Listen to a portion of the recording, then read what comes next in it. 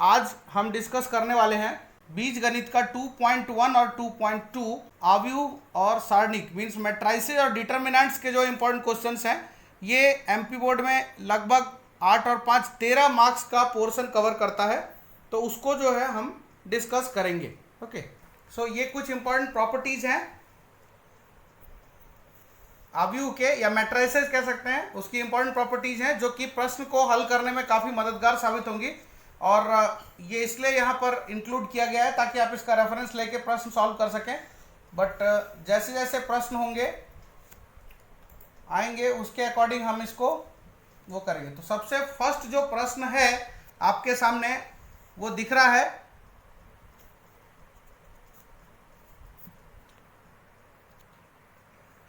यदि मैट्राइसेस जो दिया हुआ है इक्वल टू दिस हो तो a b c x y तथा जेड के मान ज्ञात कीजिए। If this equal to this then find the values of a b c x y z. Okay, तो हमारे पास हमें सभी को ये पता है कि हमें एक प्रॉपर्टी होती है मैट्राइसेस में, है ना, कि अगर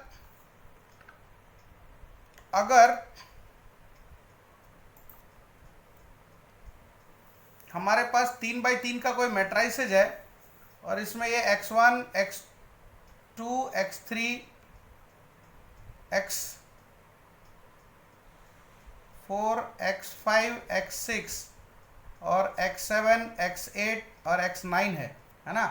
और इधर अगर हमारे पास y1 y2 y3 y4 y5 और y6 y7 y8 y9 है, लेट्स से इस तरह से है हमारे पास। अगर तो इसका जो फर्स्ट एलिमेंट है यानी ए आई जे, मान लो ये ए मैट्रिक्स है और ये बी मैट्रिक्स है ना, तो इसका जो ए आई जे है, a i j that will be equal to the b i j, है ना, बी आई जे। ठीक है, जिसमें आई क्या रिप्रेजेंट करता है, आई जो है वो रोज को रिप्रेजेंट करता है। ठीक है, ये जो रोज हैं इनको रिप्रेजेंट करता है। ठीक है, और जे जो है वो किसको रिप्रेजेंट करता है, कॉलम को, है ना। तो इस तरह से ए i J equal to be i j है। तो अब इस प्रश्न में देखिए, ये जो प्रश्न में दिया हुआ है इसमें भी अगर दो मैट्रिक्स हैं, ये दोनों कितने ऑर्डर के हैं, 3x3 के हैं, 3x3 का मैट्रिक्स है ना। तो यहां पर भी देखिए जो x+3 है वो किसके बराबर हुआ, 0 के बराबर, है ना। सो क्या लिख देंगे, x+3 इक्वल टू 0, क्योंकि ये कौन सा है, ये एलिमेंट देखिए ये a11 एलिमेंट है। ठीक है, तो ये इस वाले के a11 के बराबर होगा। उसी तरह से क्या होगा, a12 यानी z+4, तो z+4 and that is equal to 6। ठीक है, उसी तरह से 2y-7 ये किसके बराबर हुआ, 3y-2 के, है ना। तो इस तरह से हमारे पास ये तीन इक्वेशन आए। ठीक है, -6 के बराबर है। a-1 किसके बराबर है, अब यहां से थोड़ी थोड़ी वैल्यूज भी निकालते चले। ठीक है, तो यहां से अगर हम वैल्यूज निकालना शुरू करते हैं, अच्छा पहले सारे इक्वेशन लिख लेते हैं उसके बाद वैल्यू निकाल। तो a-1 यहां पर देखिए a-1 किसके बराबर है, ये -3 के इक्वल होगा। ओके, उसी तरह से यहाँ 0 और यहाँ 2c+2 मतलब 2c+2 ये equal to 0। b-3 equal to b-3 equal to 2b+4 2b+4। Okay, और बाकी तो सारे वेरिएबल कवर हो गए। ठीक है, तो यहां से देखिए x+3 इक्वल टू 0 है, तो x इक्वल टू कितना हो गया, x इक्वल टू हो गया -3। ठीक है, उसी तरह z+4 इक्वल टू 6 है, तो क्या हो गया, z इक्वल टू 2। ओके, उसी तरह से a-1 इक्वल टू -3 है, तो कितना हो जाएगा यहां से, ये जो a-1 इक्वल टू -3 है, यहां से a की वैल्यू कितनी आ जाएगी, a इक्वल टू -2, ओके। और 2c + 2 इक्वल टू 0 है, तो c इक्वल टू कितना हो गया, -2/2, तो ये हो गया -1, ठीक है। तो इस तरह से एक एक की वैल्यू निकाल सकता है। अब यहाँ पे क्या है, 2y - 7 इक्वल टू 3y - 2, है ना। तो इसको देखिए कैसे सॉल्व करेंगे, सिंस अपने पास क्या है, अच्छा उससे पहले ये b की वैल्यू सॉल्व कर लेते हैं। b - 3 इक्वल टू 2b + 4 है, तो यहाँ से कितना होगा, इस b को इधर कर दो तो ये b हो गया, और यहाँ पर b इक्वल्स टू -7, ठीक है। तो ये b की वैल्यू आ गई। तो इस तरह से सारी वैल्यूज निकाल सकते हैं, काफ़ी इजी क्वेश्चन है। 2y - 7 इक्वल टू 3y - 2 है, क्या है, 2y - 7 इक्वल टू 3y - 2 है। तो यहाँ से क्या कर सकते हैं, y के लिए सॉल्व करें तो y इक्वल टू कितना हो जाएगा, y इक्वल टू -5, ठीक है। तो इस तरह से a b c और x y z हमें 6 वैल्यू फाइंड हो चुकी है, ठीक है। So we have determined the values, very easy question, okay.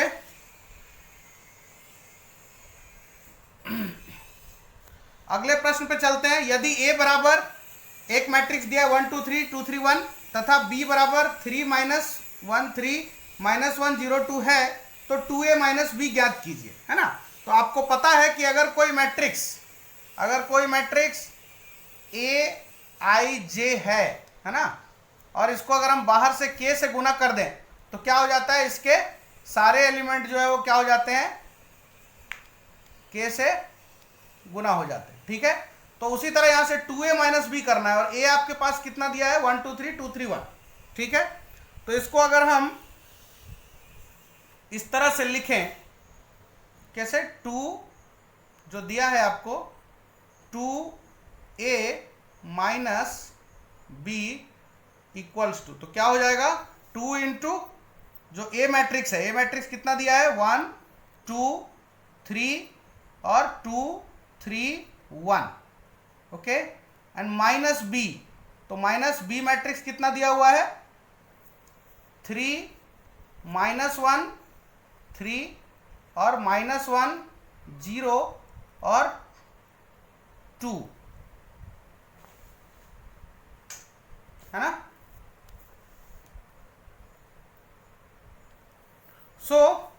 जैसा कि मैंने आपको बताया कि अगर कांस्टेंट से अगर हम मैट्रिक्स को मल्टीप्लाई करते हैं तो उसके जो सारे एलिमेंट है वो पूरे मल्टीप्लाई हो जाएंगे उससे, है ना। तो ये कितना हो जाएगा, 2 से इसके सारे एलिमेंट्स को मल्टीप्लाई कीजिए, तो 2 एकम 2 2 2 4 2 2 जा 4 2 3 जा 6, है ना, यहाँ 4, फिर यहाँ 6 और यहाँ 2, ठीक है। और फिर माइनस और 3 -1 3 -1 0 और 2, ठीक है। अब देखिए ये भी कितना का मैट्रिक्स है, 2 × 3 का मैट्रिक्स है ना, और ये भी 2 × 3 का मैट्रिक्स है। तो जब आपको पता है कि जब ऑर्डर सेम होते हैं, जब दो मैट्रिक्स a i j और इसका भी ऑर्डर मान लो m/n है, और दूसरा मैट्रिक्स है जिसके बराबर है वो है मान लो b i j और उसका भी ऑर्डर अगर m/n है ना, तो उन दोनों के बीच में हम एडिशन सब्ट्रैक्शन सब कुछ कर सकते हैं। तो इनके बीच में एडिशन या सब्ट्रैक्शन कुछ भी हो सकता है। तो यहाँ पर आप देखिए, आप क्या करेंगे, इसके एलिमेंट से 1 1 a11 से a11 को माइनस करेंगे, फिर a12 से a12 के एलिमेंट को माइनस करेंगे, फिर a13 से a13 के एलिमेंट को माइनस करेंगे। इस तरह से कॉरेस्पॉन्डिंग एलिमेंट से हम सब्ट्रैक्शन करते चले जाएंगे, ठीक है। तो और जो मैट्रिक्स हमें मिलेगा वो भी किस का मिलेगा, 2 × 3 का ही मिलेगा, ठीक है। तो 2 - 3 कितना हो गया यहाँ पर, -1, 4 माइनस ऑफ -1 कितना हो गया, 4 + 1 5, 3 - 3 0, 4 + 1 5, 6 - 0 6 और 2 - 2 ये हो गया 0, ठीक है। तो इस तरह से हमें जो मैट्रिक्स मिला ये भी देखिए, ये भी 2 × 3 का ही मैट्रिक्स है ना, ठीक है, नेक्स्ट प्रश्न की तरफ चलते हैं। ये है, यदि A इक्वल्स टू एक मैट्रिक्स दिया हुआ है आपको है, तो दर्शाइए कि a cube minus 23a minus 40i बराबर 0। That is if a equals to 1 2 3 3 minus 2 1 4 2 1 this is matrix, then so that a cube minus 23a minus 40i equal to 0। ठीक है, ओके। तो a क्यूब कैसे निकलता है, a क्यूब है ना, a into ए करेंगे तो उससे ए स्क्वायर आएगा, और फिर उस ए स्क्वायर में फिर अगेन a का मल्टीप्लाई करेंगे, गुना करेंगे, तब जाके हमें a क्यूब मिलेगा। ठीक है, ओके। तो सबसे पहले हमें क्या निकालना होगा, यहां पर a cube minus 23a minus 40i के लिए सबसे पहले a क्यूब निकालना पड़ेगा, सॉरी a स्क्वायर निकालना पड़ेगा। तो a स्क्वायर क्या होता है, a square is a dot a। ठीक है, यानी a मैट्रिक्स का ही 2 बार मल्टीप्लीकेशन। तो कितना हो जाएगा, 1 2 3 3 माइनस 2 1 और 4 2 1। ये जो मैट्रिक्स है इसका फिर से एक बार इससे करना होगा, 1 2 3 3 माइनस 2 1 और 4 2 1। ठीक है, अब इसमें एक चीज ध्यान रखिएगा कि इसका जो रो है, ये देखिए ये जो रो है वो इसके किससे, कॉलम के एलिमेंट से गुना होगा। सर ये जो कॉलम में जो एलिमेंट है इससे मल्टीप्लाई होगा। ठीक है, यानी 1 का मल्टीप्लाई 1 से, प्लस 2 का मल्टीप्लाई 3 से, प्लस 3 का मल्टीप्लाई 4 से, और फिर जो आएगा वो बनेगा A11। कैसे बता रहे हैं देखिए, इक्वल टू कितना हुआ, यहाँ पे लिखते जाएंगे। जैसे 1 इंटू 1 कितना हुआ, 1 1 इंटू 1 कितना हुआ, 1। मान लो यहाँ लिख रहा हूँ 1 इंटू 1 1। फिर क्या होगा, 2 इंटू 3, तो प्लस में क्या करेंगे 2 इंटू 3, और फिर प्लस क्या करेंगे 3 इंटू 4, है ना, 3 इंटू 4, और फिर जो आएगा टोटल जोड़ के 1 और 2 3, क्या हुआ 1 2 और 3 5, 2 3 6 और 4 3 12, है ना। तो ये कितना हो गया, 12 6 18 1 19। तो यहाँ पर जो पहला एलिमेंट आया, पहला एलिमेंट जो आया वो क्या आया, 19। इस तरह से करना। अब सेकंड का करना है तो क्या होगा, अब ये वाले एलिमेंट के लिए करना है तो इसका सेकंड के साथ करना होगा। ठीक है, तो एक बार मैंने ये बता दिया कि किस तरह से करना है, उसी तरह से आपको करते जाना है। अब अगर मान लीजिए फर्स्ट रो और सेकंड कॉलम का गुना करेंगे, यहाँ फर्स्ट रो और यहाँ पे सेकंड कॉलम, तब जाके हमें ये A12 मिलेगा। ठीक है, A13 के लिए क्या करना पड़ेगा, फर्स्ट रो थर्ड कॉलम। ठीक है, समझ में आ रहा है, तो इस तरह से हमें करना पड़ेगा। तो चलिए अब हम इसका डायरेक्ट लिख देते हैं। तो ये कितना हो गया, 2 दूनी 4, सॉरी 1 दूनी 2, 2 और माइनस 4 और फिर 6, है ना। तो 2 माइनस 4 और 6, तो कितना हो गया, 6 2 8 में से क्या 4, तो यहाँ पे कितना हो गया 4। ठीक है, उसी तरह से अब हम इसको ज़्यादा समय नहीं देंगे और आपको समझ में आ गया होगा कि इसको कैसे करना है। तो अब हम इसको डायरेक्टली करते जा रहे हैं।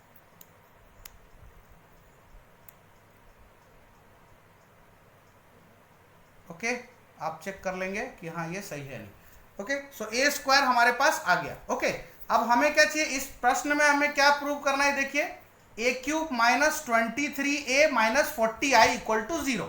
तो ए क्यूब के लिए क्या करना पड़ेगा, ए क्यूब कैसे मिलेगा, ए क्यूब मिलेगा, अब जो ए स्क्वायर आया है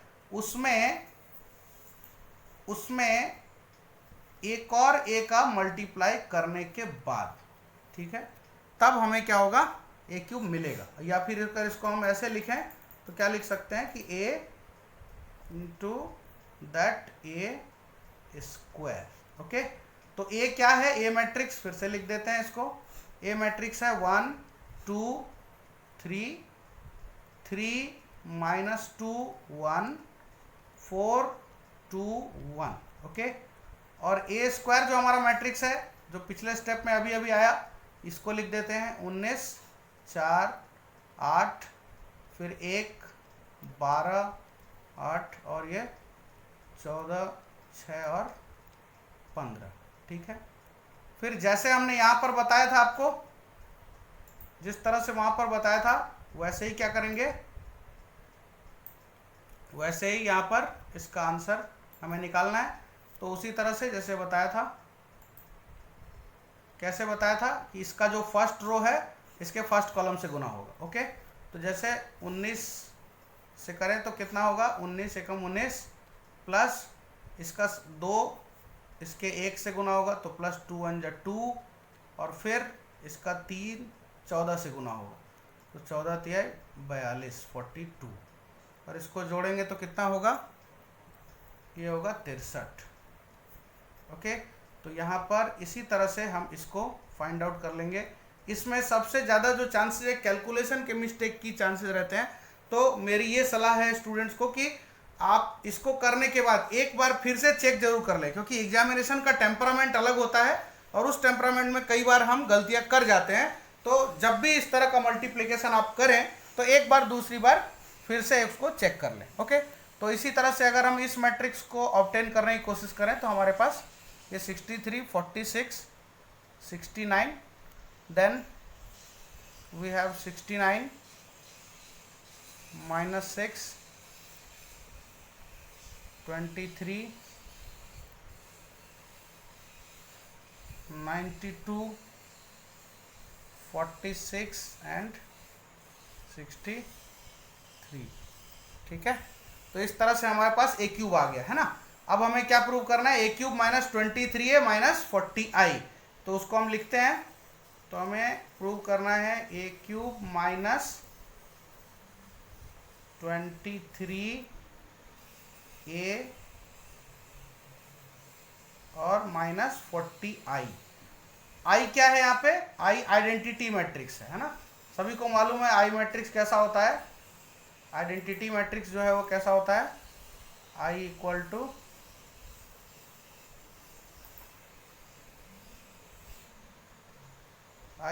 टू जो डायगोनल मैट्रिक्स होते हैं अपने 1 0 0 0 1 0 और 0 0 1, इसको हम क्या कहते हैं, ये अपना आइडेंटिटी मैट्रिक्स होता है, ठीक है ना। तो अब ये जो इक्वेशन हमने लिखी है उसके हिसाब से हमें इसको करना है, ठीक है। तो सबसे पहले ए क्यूब, तो ए क्यूब का जो मैट्रिक्स है वो यहाँ पर रख देंगे, कितना है 63, 46 और 69, ठीक है।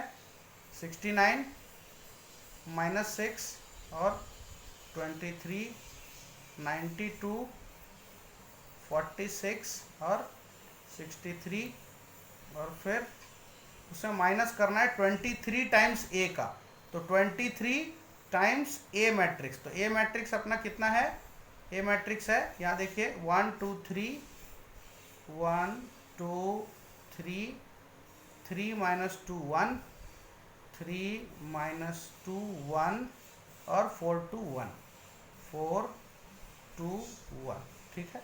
और उसके बाद माइनस 40 है, तो 40 टाइम्स ये आइडेंटिटी मैट्रिक्स जो यहाँ पर लिखा हुआ है इसको हम रख देंगे 1 0 0 0 1 0 और 0 0 1, ठीक है।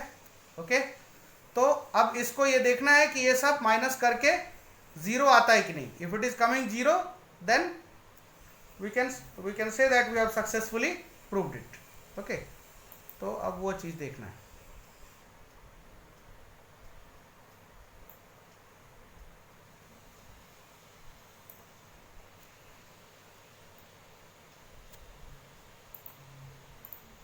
तो चलिए इसको देखते हैं कि ये आ रहा है कि नहीं। सो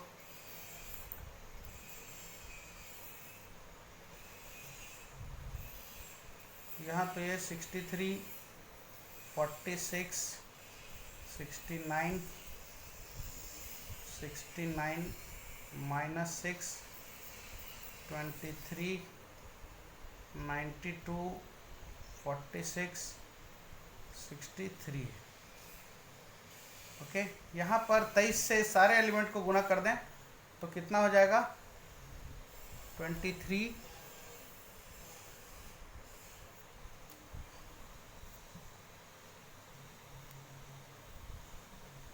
ओके, फिर 46,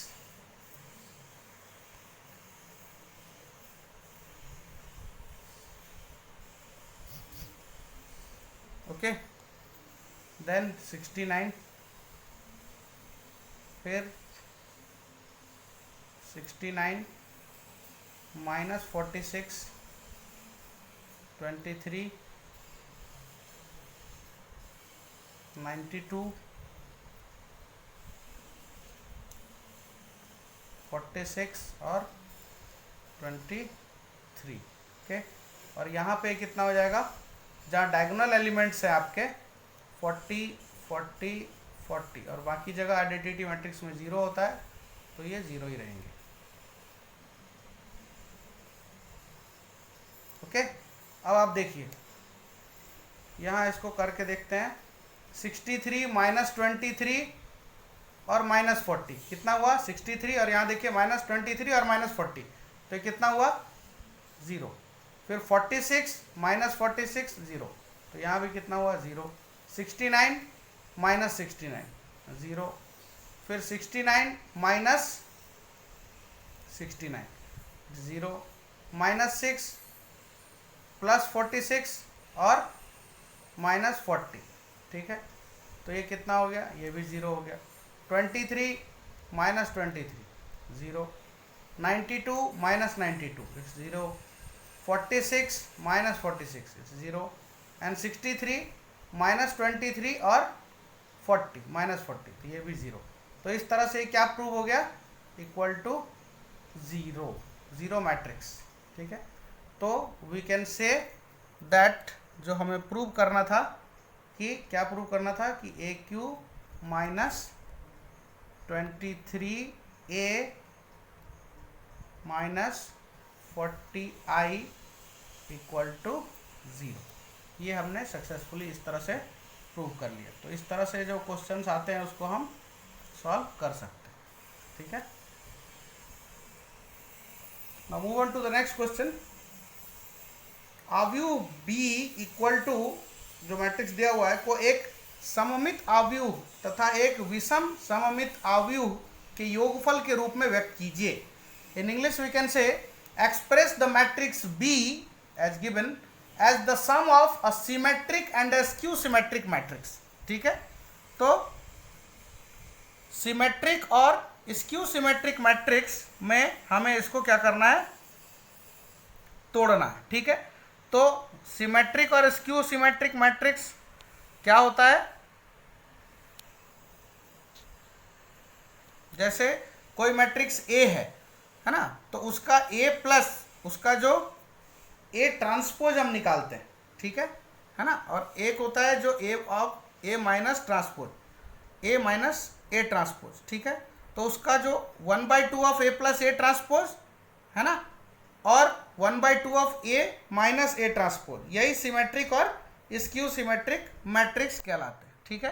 तो हम कैसे लिख पाते हैं इसको, हम किसी भी एक मैट्रिक्स को इस तरह से रिप्रेजेंट कर सकते हैं, सममित अवयव और विषम सममित अवयव में, मतलब सिमेट्रिक और स्क्यू सिमेट्रिक मैट्रिक्स में। तो कोई मैट्रिक्स अगर आपके पास ए दिया हुआ है, ठीक है, तो उसको हम इस तरह से लिख सकते हैं, half a plus half a plus A transpose के, है ना, और प्लस हाफ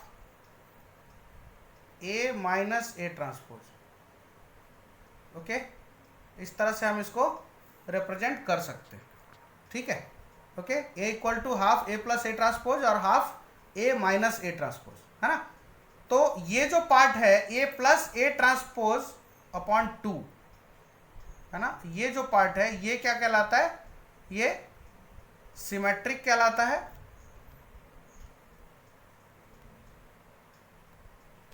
और ये जो पार्ट है ए हाफ ए माइनस ए जो है ये स्क्यू सिमेट्रिक कहलाता है, स्क्यू सिमेट्रिक,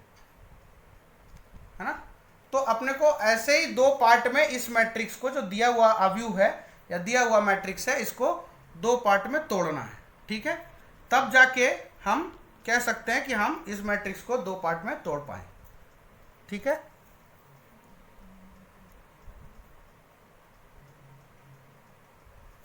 ओके, सो इसको हल करने का प्रयास करें। तो सबसे पहले हमें क्या दिया हुआ है, ये बी मैट्रिक्स दिया हुआ है, तो इसका जो सिमेट्रिक पार्ट होगा उसके लिए क्या करेंगे, बी में बी ट्रांसपोज को ऐड जोड़ देंगे, ठीक है। तो b plus b transpose by 2। तो मान लो कि सिमेट्रिक पार्ट जो है वो हम पी से रिप्रेजेंट करते हैं, ठीक है। सिमेट्रिक पार्ट को हमने किससे रिप्रेजेंट किया, पी से। तो पी इक्वल टू क्या हो जाएगा, P equal to half of A plus A transpose, ठीक है, half of A plus A transpose. तो कितना होगा ये, half, so half of A plus A transpose होता है। यहां पर हमारे पास बी मैट्रिक्स है, तो हम क्या लिख सकते हैं, बी प्लस बी ट्रांसपोज। तो बी प्लस बी ट्रांसपोज अगर हम करते हैं तो कितना होता है, ये हाफ इंटू बी, बी कितना है, बी मैट्रिक्स को रखिए, तो बी मैट्रिक्स हो जाएगा 2 -2 -4 -1 3 4 1 -2 -3, और उसके बाद प्लस बी ट्रांसपोज जो है वो क्या हो जाएगा, इसी का ट्रांसपोज, यानी रो को कॉलम बना देंगे और कॉलम को रो बना देंगे, ठीक है। तो इस तरह से हो जाएगा। तो ये कितना हो जाएगा, इसका जो रो है वो कॉलम बन जाएगा, ओके।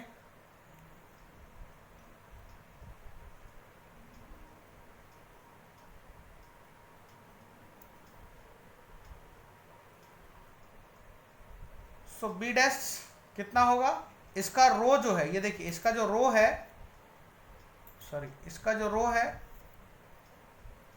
ये क्या बन जाएगा, कॉलम बन जाएगा। तो 2 यहाँ पर -2 और -4, फिर ये जो है -1 3 4, फिर यहाँ पर 1 -2 और -3, ठीक है ना।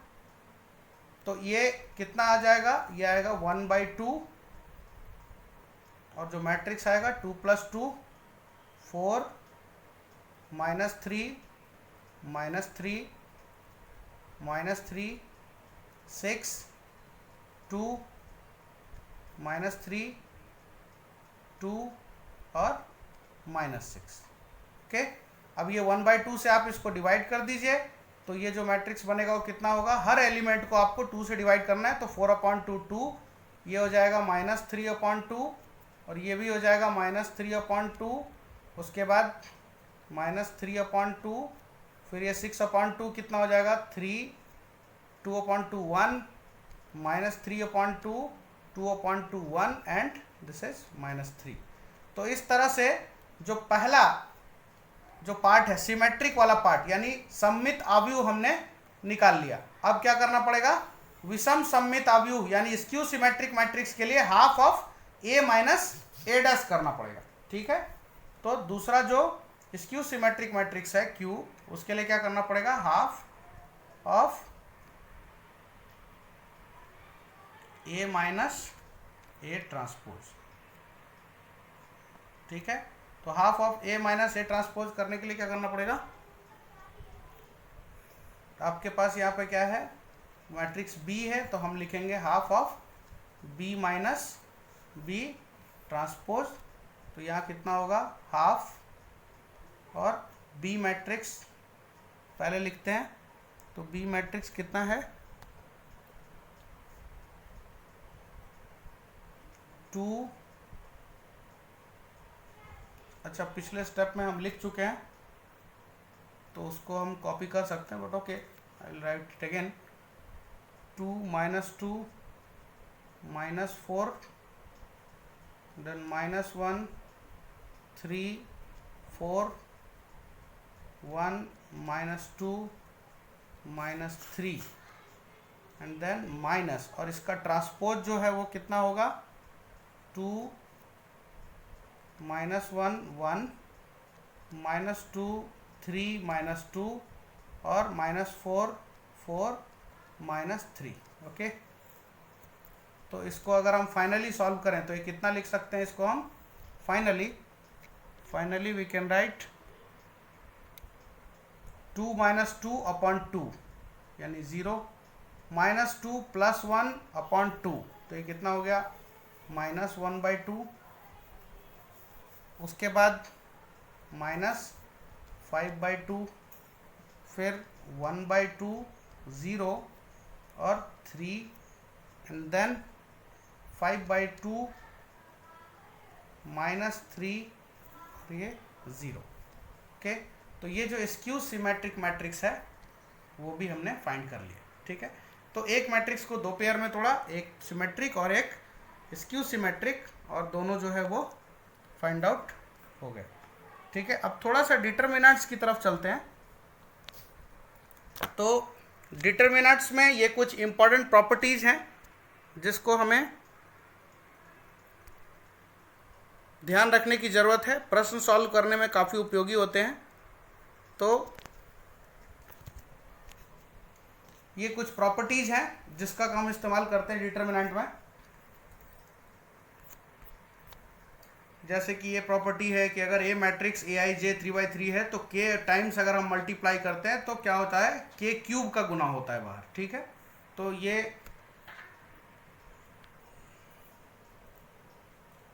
प्रॉपर्टीज काफ़ी महत्वपूर्ण है, प्रश्न हल करने में ये काफ़ी मदद करेंगे। इसमें से कुछ प्रॉपर्टीज ऐसी हैं जिसको कि हमें ध्यान में रखना है।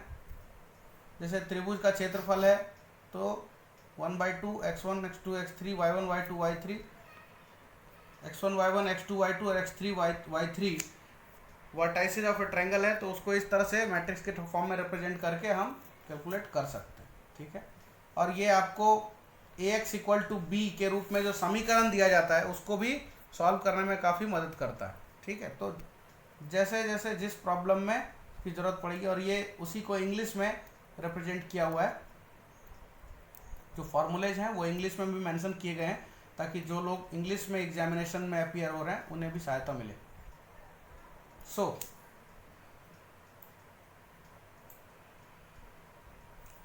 नाउ दर्शाइए कि ये मैट्रिक्स जैसे A B C A + 2x B + 2y C + 2z x y और z = 0 है, so that this matrix the determinant is 0, है ना, ये आपको दर्शाना है। ठीक है, तो कैसे दर्शाएंगे, इसमें हमें कुछ प्रॉपर्टीज, कुछ गुणधर्मों का इस्तेमाल करना पड़ेगा। ठीक है, हाँ, तो वो गुणधर्म क्या है, तो आपको एक गुणधर्म के बारे में बताते हैं कि अगर यहाँ पर मान लीजिए PQR फिर P + x Q + x R + y, और फिर से यहाँ मान लीजिए लेट्स से ABC इस तरह से दिया हुआ है, तो हम इसको दो मैट्रिक्स में तोड़ के लिख सकते हैं। कैसे लिख सकते हैं, जैसे PQR है ना, तो PQR तो लिख दिया, यहाँ पर जो है P + x Q + x और R + y है, तो इसमें से पहला जो है P Q और R उसको लिख सकते हैं। यहाँ पे ये हो जाएगा PQR और ये ABC, और जो बाकी बचा इसका x x y ये हम फिर दूसरे मैट्रिक्स में प्लस करके लिख सकते हैं। ठीक है, तो ये हो गया PQR और यहाँ पर हो गया x x y और ये ABC।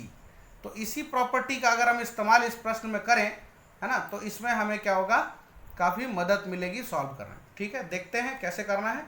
तो जो आपको प्रश्न दिया हुआ है वो क्या है, वो है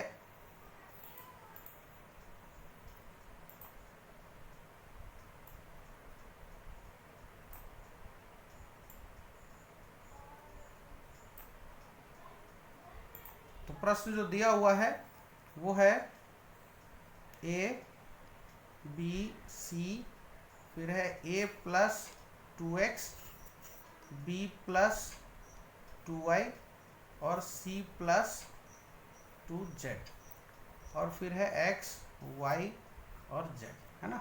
अगर इसको इसी प्रॉपर्टी के द्वारा, ये जो प्रॉपर्टी यहाँ पर बताई है उसके द्वारा अगर हम लिखें, सर यहाँ पे मैंने ये मैट्रिक्स का चिन्ह बना दिया था, ये डिटरमिनेंट का चिन्ह होगा,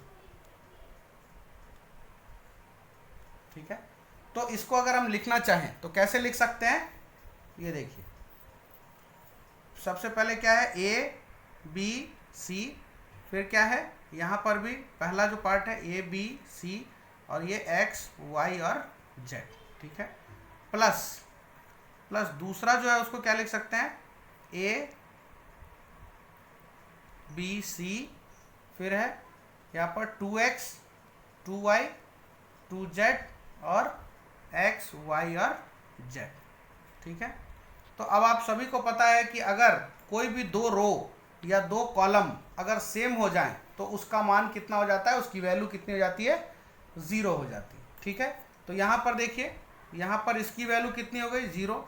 प्लस अगर इस मैट्रिक्स में से हम इस रो में से 2 बाहर निकाल लें, है ना, तो क्या होगा, इसका अगर 2 हम यहाँ से बाहर निकाल लें तो कितना हो जाएगा, ये देखिए, ये हो गया a b c x y z और यहाँ पर भी एक्स वाई जेड। तो इसमें भी क्या हो गया, इसमें भी देखिए, इसमें भी ये दो जो रोज हैं वो क्या हो गए, बराबर हो गए, ठीक है। तो इसलिए ये भी 0 हो गया, तो इसलिए क्या हुआ, इट्स 0, ठीक है। 0 प्लस 0 इक्वल टू 0, ठीक है। तो ये हमें जो दर्शाना था वो हम दर्शाने में सफल हुए। नेक्स्ट क्वेश्चन देखिए,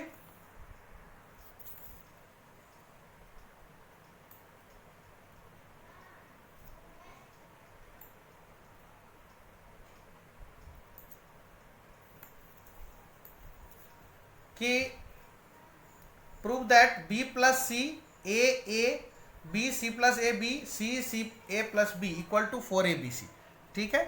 तो इसको हमें साबित करना है 4abc, ठीक है। तो हम इसको हमें प्रूव करना है, ठीक है।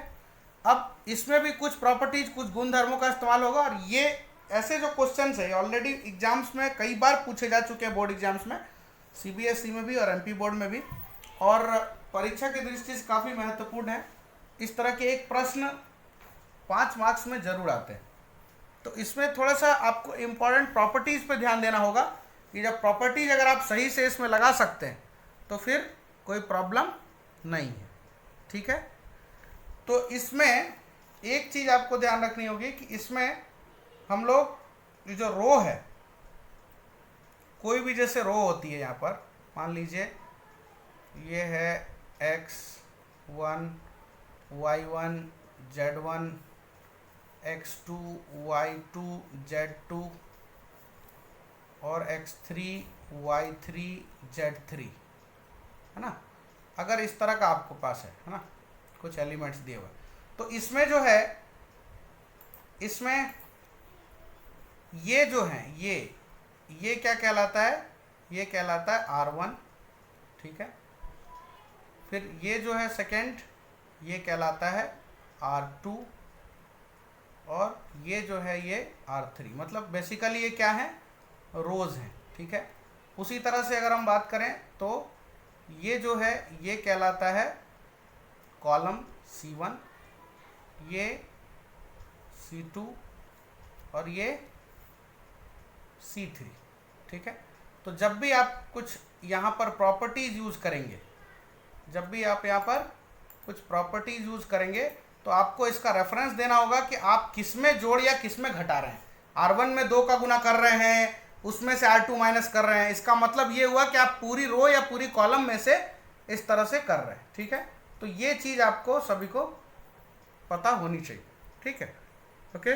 तो अब आप देखिए आपके पास मैट्रिक्स क्या है और हम प्रॉपर्टीज लगा के फिर उसको सॉल्व करते चले जाएंगे, ठीक है। तो सबसे पहले जो आपका मैट्रिक्स है वो है b प्लस सी ए और ए, ठीक है। फिर है b, यहाँ पर है c प्लस ए और यहाँ पर बी, यहाँ पर है सी सी और यहाँ पर है ए प्लस बी, है ना।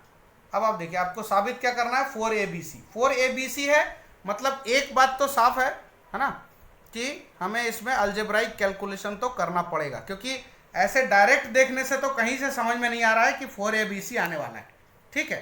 तो अब क्या करते हैं कि आप देखिए, अगर हम नीचे की दो रो देखिए, यहाँ पर ये सेकेंड रो और ये थर्ड रो, है ना। हम किसकी बात कर रहे हैं, हम बात कर रहे हैं ये सेकेंड रो की और ये थर्ड रो की, ठीक है, इन दोनों की बात कर रहे हैं। ये क्या है, ये है अपना R2 और ये है R3 और ये जो रो है ये है R1, ठीक है। अब आप देखिए, अगर हम R1 में से R2 और R3 को प्लस करके माइनस कर दें, मतलब मैं क्या कहना चाह रहा हूँ, कौन सी प्रॉपर्टी लगाना चाह रहा हूँ, ये देखिए मैं लगाना चाह रहा हूँ R1 minus R2 plus R3, है ना। और ये मैं किस में लगाना चाह रहा हूँ, ये मैं लगाना चाह रहा हूँ R1 में, तो इसको कैसे लिखेंगे, R1 और इस तरह से एरो का इस्तेमाल करें। R1 में R1 minus R2 plus R3 लगाते हैं, ठीक है। तो अगर ये प्रॉपर्टी लगाते हैं तो हमें क्या मिलेगा, देखो हमारी जो मैट्रिक्स होगी वो क्या मिलेगी, B प्लस सी, उसमें माइनस करना है B और C का जोड़ के, तो B plus C minus B plus C कितना हो गया, 0। A minus C plus A plus C, मतलब A तो कट जाएगा और कितना बचेगा, -2C। इसी तरह से अगर हम करते जाएं तो कितना हो जाएगा, यहाँ हो जाएगा -2B, यहाँ पर हो जाएगा B, यहाँ पर हो जाएगा C प्लस A, क्योंकि हमने सिर्फ क्या किया है, ये जो भी आपने प्रॉपर्टी लगाई है वो R1 में लगाई है ना। आपने जो भी प्रॉपर्टी लगाई है वो किस में लगाई है, R1 में। उसके अलावा बाकी के दोनों R2 और R3 एज इट इज रहेंगे, ठीक है। तो उसको एज इट इज लिख देना है, सी सी सी सी और A प्लस बी, ठीक है, ये एज इट इज रहेंगे, ठीक है, क्लियर है। अब क्या करते हैं, इसको हम एक्सपांड कर देते हैं, मतलब डिटर्मिनेंट को हम सॉल्व कर देते हैं, ठीक है। तो अगर हम डिटर्मिनेंट को सॉल्व करते हैं तो क्या हो जाएगा, इसका डिटर्मिनेंट अगर हम सॉल्व कर दें तो क्या हो जाएगा,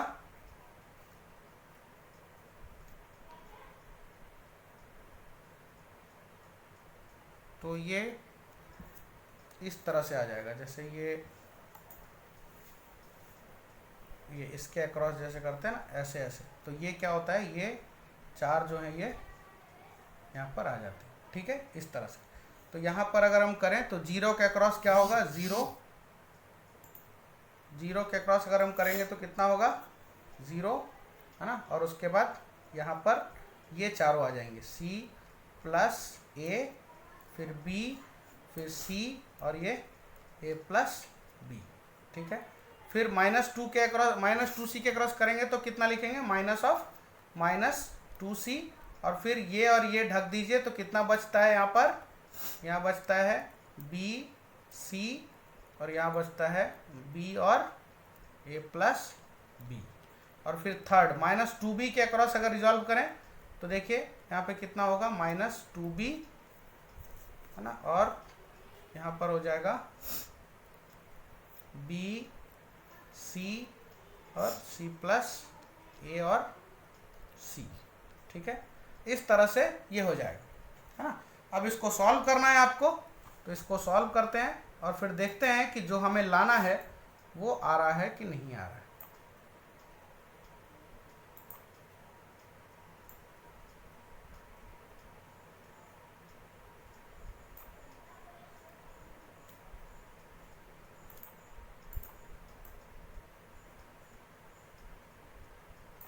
ठीक है, तो इसको सॉल्व करिए और फिर देखते हैं कि वो आता है कि नहीं आता। सो अगर हम इसको सॉल्व करें तो ये कितना हो जाएगा, ये तो 0 है तो ये पूरा ख़त्म हो गया, ये 0, ओके। यहाँ पर कितना है, ये है 2C और ब्रैकेट में कितना हो जाएगा, A plus b into b, है ना। तो ये कितना हो गया, AB प्लस B² और फिर -BC, ओके। एंड यहाँ पर -2b, और ये कितना हो गया, ये हो गया bc और -c² और -ac।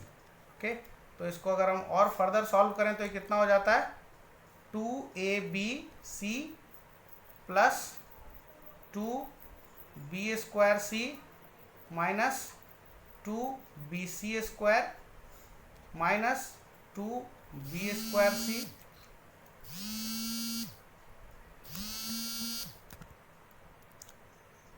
Minus 2b² plus 2bc² और प्लस 2abc। ओके, तो यहाँ पर आप देखिए कि मैक्सिमम टर्म्स जो है कैंसिल हो जाए, b² कैंसिल हो गया, bc² और bc² कैंसिल हो गया, और 2abc फाइनली क्या बचा, इट्स 4abc, और हमें यही प्रूव करना था। ओके, सो इस तरह के जो प्रॉब्लम्स है वो हम इजीली कर सकते हैं।